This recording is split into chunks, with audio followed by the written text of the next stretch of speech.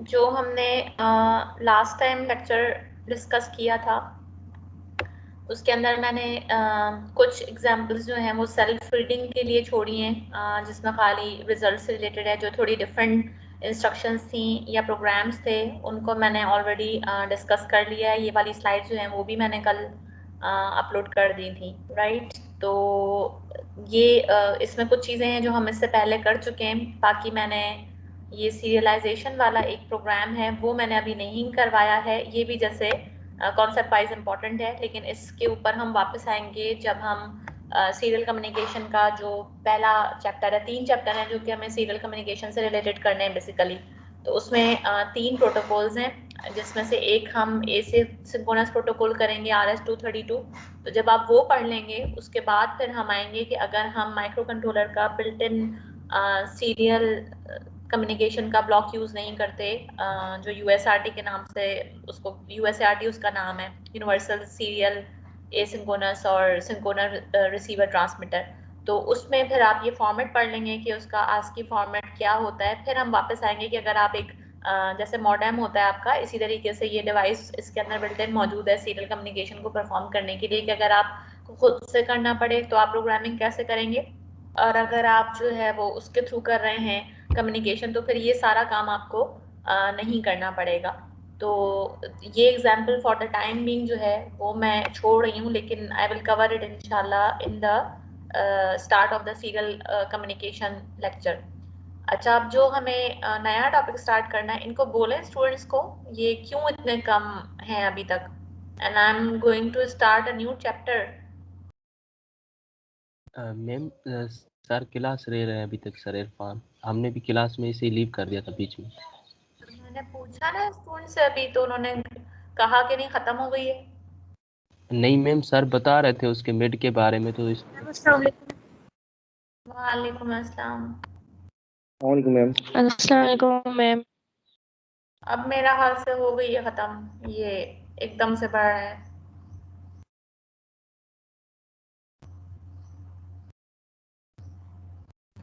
Okay, the chapter which we are starting today is bit addressability.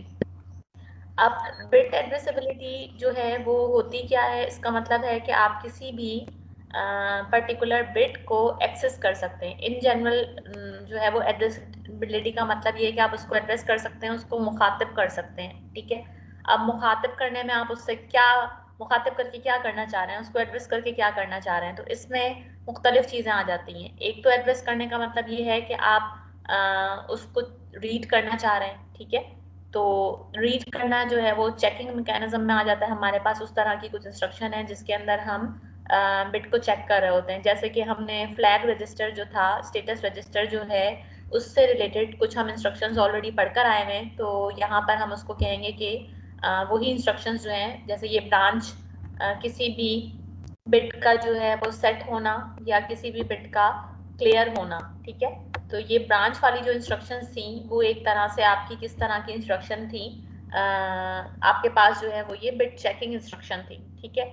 अच्छा, इसके अलावा हमारे पास जो है वो डिफरेंट, क्योंकि सेगमेंट्स होते हैं डेटा मेमोरी के अंदर, 3 तरह के सेगमेंट्स होते हैं। ये जनरल पर्पस रजिस्टर्स हैं आपके पास, स्पेशल फंक्शन रजिस्टर्स हैं, या SRAM है। तो हम कौन कौन सी जो बिट, कौन कौन सा सेक्शन है या कौन सी लोकेशन है, कौन सा रजिस्टर है, उसकी इंडिविजुअल बिट को एक्सेस कर सकते हैं, चाहे वो रीड करना हो, यानी जैसे ये ब्रांच वाली इंस्ट्रक्शन थी, इसका मतलब था कि उसको चेक करना है, और चेक करने का मतलब होता है रीड करना, ठीक। या हम उसको चाहते हैं कि हम उसको सेट करना चाहते हैं, या हम उसको रीसेट करना चाहते हैं, क्लियर करना चाहते हैं, तो इसका मतलब है कि उस पर लिखना, क्या लिखना, 1 या 0 लिखना, ठीक। तो इस तरह से हमारे पास कुछ इंस्ट्रक्शंस हैं जो कि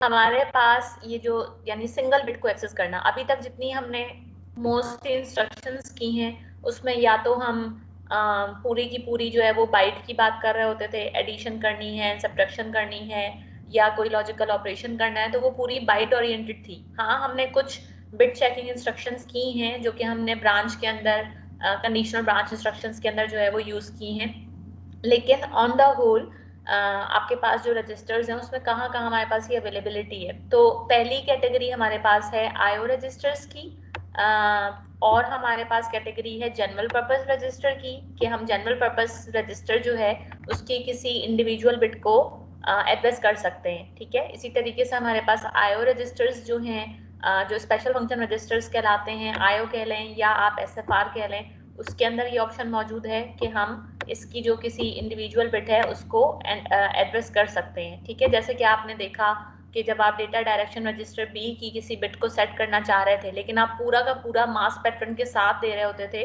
सी में भी हमने देखा कि ये काम कैसे हो रहा होता है, लेकिन आपको पूरी बाइट डिफाइन करनी पड़ रही होती थी कि इस बिट के ऊपर 0 चाहिए या 1 चाहिए। आप सिर्फ एक बिट को यूज नहीं कर रहे होते थे, आप बाकी सारे बिट का पैटर्न भी रख रहे होते थे कि या तो आप एंड कर रहे होते थे 1 के साथ, या फिर आप और कर रहे होते थे 0 के साथ, कि उन बिट्स के ऊपर फर्क ना पड़े। अब मैं बात कर रही हूँ कि उनके ऊपर ना सिर्फ फर्क ना पड़े, बल्कि उनको आप मुखातिब ही ना करें। You just pin point address that particular bit in which you are interested, जिससे आप बात करना चाहते हैं या जिसको सेट करना चाहते हैं, रीसेट करना चाहते हैं या जिसको पढ़ना चाहते हैं, सिर्फ आप उसी बिट को मुखातिब करें, बाकी बिट्स को आप छेड़ें ही नहीं। तो ये काम किस तरीके से होगा? ये काम होगा बिट एड्रेसेबिलिटी के थ्रू। अब इसकी एक एक कैटेगरी लेते हैं। सबसे पहली कैटेगरी है हमारे पास आईओ रिलेटेड या special function register related instructions की। इसमें हमारे पास 4 इंस्ट्रक्शंस हैं। एसपीआई इंस्ट्रक्शन है। पहले हम जनरल ओवरव्यू पढ़ते हैं, उसके बाद फिर हम इसको डिस्कस करते हैं कि इसको हम यूज कैसे करेंगे, इसका जो है वो इस्तेमाल कहाँ पर आएगा, ठीक है। तो ये जो हमारे पास 4 इंस्ट्रक्शंस हैं,